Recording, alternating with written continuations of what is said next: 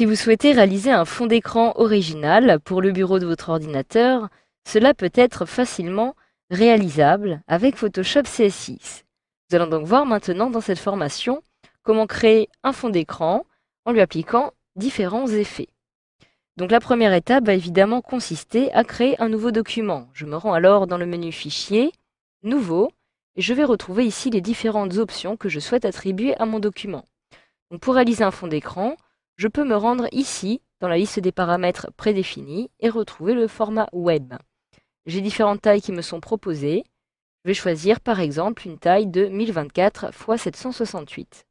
Je clique alors sur OK pour valider, et j'ai désormais un document sur lequel je vais pouvoir travailler directement dans ma zone de travail. Donc je vais maintenant commencer par appliquer une couleur à mon arrière-plan, donc je peux directement me rendre dans le menu édition puis remplir afin de remplir la couleur de mon choix. Mais par sécurité, je vais choisir tout simplement d'appliquer un rectangle. Donc en sélectionnant ici la couleur, par exemple, je vais choisir une couleur directement dans ma petite palette afin de choisir une couleur bleu foncé. Je clique alors sur OK.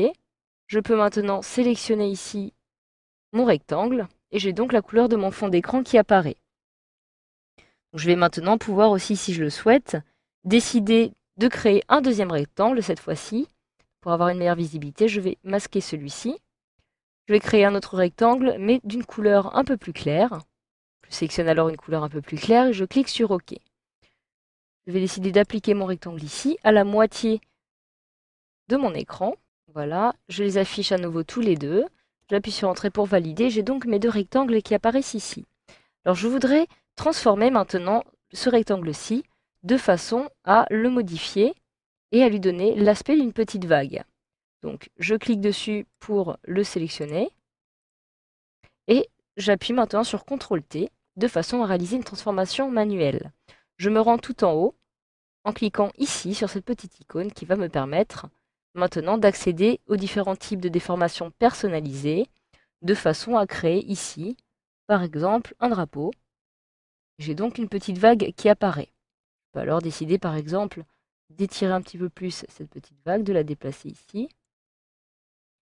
J'appuie sur Entrée, à nouveau sur CTRL-T pour pouvoir maintenant l'étirer de cette façon et la déplacer à nouveau, comme ceci, directement. Donc voilà, une fois que je lui ai donné la forme de mon choix, j'appuie sur Entrée pour valider et j'ai donc ma forme qui a été réalisée.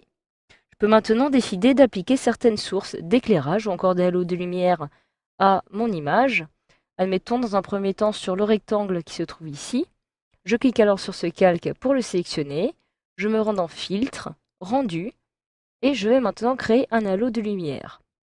Il me faut évidemment pixeliser mon calque avant cela. Je clique alors sur OK pour valider. Je vais maintenant pouvoir créer un halo, donc en le déplaçant ici par exemple. Je peux ici spécifier la luminosité afin de l'augmenter ou non. Et je clique sur OK pour valider. J'ai donc un halo lumineux qui est maintenant créé. Je peux décider d'en créer un autre, mais cette fois-ci sur mon rectangle. Je clique alors dessus pour le sélectionner. Je retrouve de la même façon Filtre, Rendu, Halo. OK évidemment pour pixeliser mon calque. Et je souhaite que ce halo lumineux apparaisse ici cette fois-ci, mais avec une luminosité un peu moins forte. Je clique sur OK pour valider et j'ai donc un deuxième halo lumineux qui apparaît. Donc voilà, maintenant je peux, si je le souhaite, décider d'insérer mon logo. Je me rends alors dans le menu Fichier, Importer. Je vais retrouver mon logo qui apparaît ici sur mon bureau. Je clique sur Importer pour le sélectionner. Je vais dans un premier temps le redimensionner en maintenant la touche Maj de mon clavier enfoncé de façon à conserver les proportions. Voilà, donc une fois que celui-ci est transformé, je le déplace et j'appuie sur Entrée pour valider. J'appuie à nouveau sur CTRL-T. Cette fois-ci, je vais pouvoir réaliser une déformation manuelle. Donc cette fois-ci, je vais pouvoir m'amuser comme ceci, à l'aide des différents points qui apparaissent sur la petite grille, qui vont me permettre de lui donner la forme de mon choix. Par exemple ici.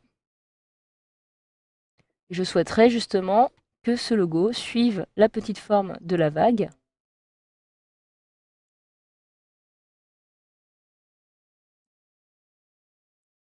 Je peux donc lui donner la forme de mon choix maintenant, de cette façon.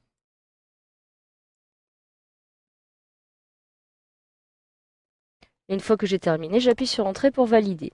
Alors celui-ci apparaît sur la vague, je souhaiterais qu'il apparaisse derrière. Je vais donc cliquer et par glisser-déposer, je peux le placer derrière de cette façon. Je peux même, si je le souhaite, le sélectionner et le déplacer à l'aide des flèches directionnelles. Voilà, donc maintenant je vais toujours, lorsque je me trouve sur le logo, modifier les différents styles de fusion. Je me rends alors ici et je vais choisir un mode de fusion qui va me permettre d'enlever toute la partie blanche sur mon logo.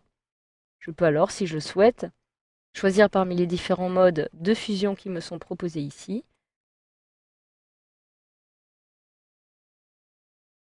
Je vais choisir alors par exemple celui-ci, densité linéaire plus, et je souhaiterais lui appliquer aussi un calque de réglage de façon à améliorer la luminosité et le contraste. J'ai mon calque de réglage qui apparaît. Je peux maintenant augmenter la luminosité et le contraste sur ce calque-ci. Une fois que cela est fait et que tout cela me convient, je me rends par exemple dans le menu calque afin d'aplatir mon image, comme ceci. Je ne dispose alors actuellement que d'une seule image. Et enfin, afin de donner un petit effet de vignettage à cette dernière, je vais me rendre dans le menu filtre, correction de l'objectif, et je peux choisir ici dans l'onglet personnaliser, dans la rubrique vignette, d'augmenter la quantité de vignettage qui va apparaître ici sur les côtés, de façon à créer cette petite ombre qui va apparaître ici.